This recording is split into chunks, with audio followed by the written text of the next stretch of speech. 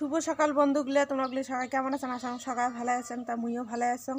তা আজকে সকাল সকাল আরও একটা নতুন ব্লগ নিয়ে চলে এসলাম। আর আজকের ব্লগটা কী কী হয় সব কিছু তো তোমরাগুলো দেখবে না। আর মানে এলা সকাল বাজে 9টা থেকে মোর ব্লগটা শুরু করলাম। আর আমার রান্নাবাড়ি হয়ে গেছে সয়াবিনের তরকারি আর শুটকি মাছ ভাজি। তা তোমার দাদাভাই খাওয়ার লাগছে। আমরা মানে সকালে উঠিয়ে মানে ভোগ লাগে, এদিকে ঠান্ডার জন্য উঠির মন চায় না, আর এদিকে তো পেটের তো ভোগ লাগেই।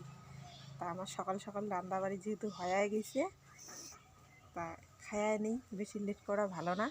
তা চলো তোমার সবার ব্লগটা দেখতে থাকো। তা দেখো তোমার দাদা ওই খাবার বলছে। কেমন হয়েছে তরকারি?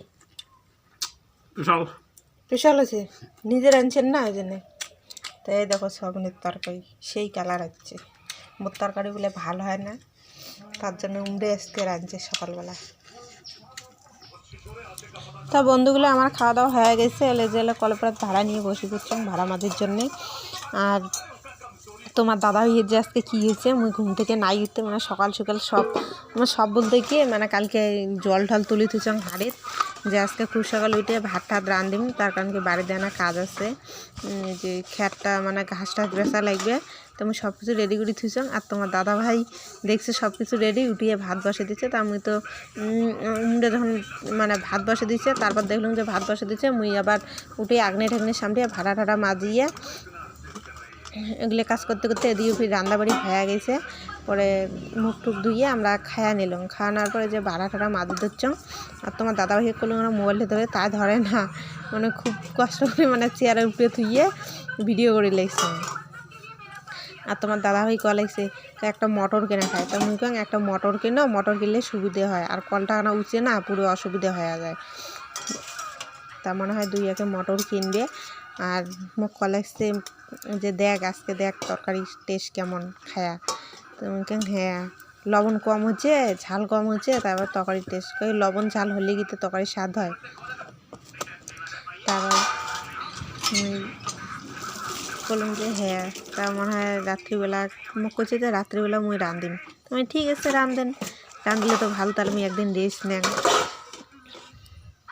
তা চলো তোমার সবাই ব্লগটা দেখতে থাকো। দেখো কলটা কত উচিত, মানে সেই কাপড় জামা ধোয়াও অসুবিধা হয়ে যায়, এবার সে কী এরকম মানে সবটাতেও অসুবিধা হয়ে যায়, যে ভাড়া ঠাড়া মাথা কলটা আমরা নিচে এলে ভালো হয়। আর মানে আগত আমরা কলে পড়াত মাটি উঠেছিল, বৃষ্টিতে ধুয়ে যাওয়ার পর মানে সব মাটি ধুয়ে গেছে, আর কলটা উঁচু হয়ে গেছে এলা।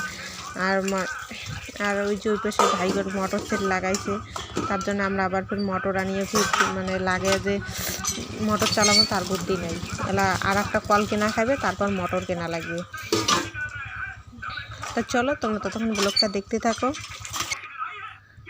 তা বন্ধুগুলো দেখো এই পাশে আমরা এত আলসিয়ে বিছিনে টিচিনে নাই তুলতে এখন খাবারই বলছি না, তার কারণ ভোগ লাগছে। সেই রাত্রিবেলা খিচড়ি খেয়েছি না, আর তার মধ্যে আবার 9টা প্রায় 9:30 বাজে, ভোগও লাগছে।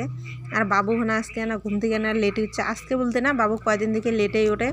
ওদের জ্বর হয়ে এমন আলসিয়ে হয়েছে, মানে 8টা 9টার কম ঘুম থেকে ওঠে না। তাই আমি এলা শুনে উঠিল, এই যে উঠিয়ে আমি খাওয়ার বসিল, আর মুই এই যে বিছনে তুলে লাগছ। আর তার মধ্যে আবার স্কুলও বন্ধ, প্রাইভেটও বন্ধ, আর কি লাগে। 9টা 10টার কম ঘুম থেকে ওঠে না। এমনি তো ঠান্ডার দিন সকালে করে ঘুম থেকে উঠির মন চায় না, আরও ছাওয়া মানছি 9টা 10টার কম ওঠে না। তারপর মুই কলুম সকালে উঠিয়ে না গালি করছাম যে কে বিছনে থেকে ঘুম থেকে লেটে উঠে যে না বিছনেটা এখন তো গোছো থুয়ের পাস। মুই মুখে কয় কি তো মুই পাব নে, স্কুল বন্ধ ওখানে রেস্ট নেন। তা নে রেস্ট, স্কুল খুললে না তাই শুরু হয়ে যাবে প্রাইভেট স্কুল যাওয়া।